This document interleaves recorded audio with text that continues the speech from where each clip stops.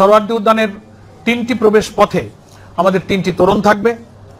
মঞ্চে জাতীয় এবং কেন্দ্রীয় নেতৃবৃন্দ এবং শহীদ পরিবারের সদস্যবৃন্দ আসন গ্রহণ করবেন, সে আসন নির্দিষ্ট থাকবে।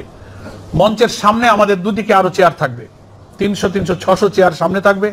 সেখানে শহীদ পরিবারের অনেক সদস্য, আহত যারা জুলাই যোদ্ধা, সাংবাদিক, সুধী, বিশিষ্ট জন এবং আমাদের জেলা আমিরগণ আমন্ত্রিত যারা আসবেন তাদেরকে আমরা সেখানে আসন ব্যবস্থা সংরক্ষিত রেখেছি।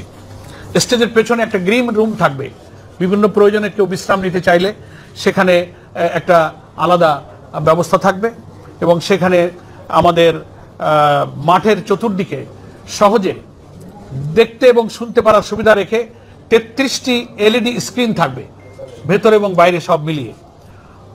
মাইকের হর্ন আমরা মাঠের বাইরে রাজধানীর যতদূর পৌঁছানো সম্ভব 310টি হর্ন মাইকের আপাতত সেট করার জন্য ব্যবস্থা নেওয়া হয়েছে বিস্তীর্ণ এলাকা জুড়ে।